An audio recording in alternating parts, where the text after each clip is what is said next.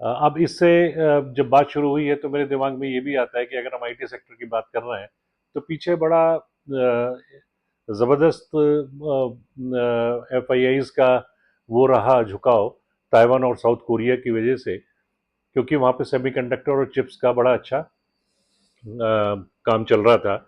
और पहले जब एफआईआईज को साउथ कोरिया और ताइवान जाना पसंद नहीं हुआ करता था कि वहाँ के मार्केट्स बड़ा स्लो मूव करते हैं, जबकि इंडिया में 10% तो एश्योर्ड कंपनी ग्रोथ कर ही देती है।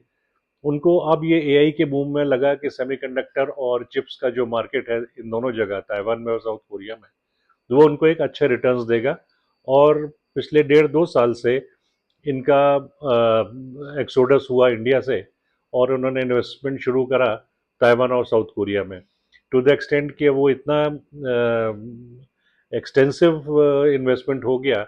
क्योंकि जब इन्वेस्टमेंट देखा तो इवन लोकल पॉपुलेशन है, उन्होंने देखा कि जब 100% 200% प्रॉफिट्स हो रहे हैं कंपनियों में, तो एलआईसी पॉलिसीज को इंश्योरेंस पॉलिसीज को के अगेंस्ट में लोगों ने लोन लेके और इन्वेस्टमेंट किया, विद द रिजल्ट कि अब ये जो Taiwan semiconductor manufacturing company Samsung और नेक्स्ट जो हैं, इनमें इतना इन्वेस्टमेंट हो गया कि as per the rules of the land वो एक कॉन्सेंट्रेटेड उसमें आ गए कि कंपनी के उसमें इतना ज़्यादा कॉन्सेंट्रेशन में कोई भी एक्टिव फंड नहीं कर सकता, जिसकी वजह से ये we can say it was a bubble burst.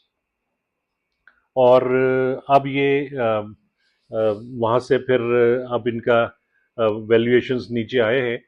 और अब ये लगता है कि हो सकता है जब वहाँ पे इतना ऑलरेडी इन्वेस्टमेंट कर चुके हैं और इतना वहाँ से रिटर्न्स ले लिए हैं, और अब क्योंकि थोड़ा एक चेंज आया है आउटलुक में, तो हो सकता है कि एफआईआईज का दोबारा रुख बने इंडिया की तरफ और इन्वेस्टमेंट यहाँ पर आए।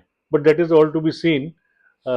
अभी तो जो चिंता का विषय है वो यही है कि हमारा जो एक्सपोर्ट्स हैं और इंपोर्ट्स हैं उनका इम्बैलेंस हुआ है।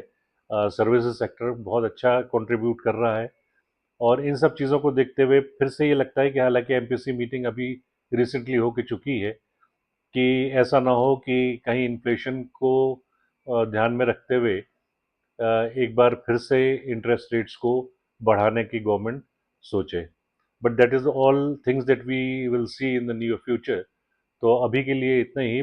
मोस्ट प्रोबली मार्केट्स अब अगर कोई ऐसे डेवलपमेंट्स नहीं होते वेस्ट एशिया में, तो मार्केट्स में स्ट्रेंथ रहेगी। और कल तो कोई एक्सपायरी का भी दिन नहीं है, तो आई कैन होप कि मार्केट्स कल बड़ा अच्छा स्मूथली बिहेव करेंगे स्ट्रेंथ के साथ।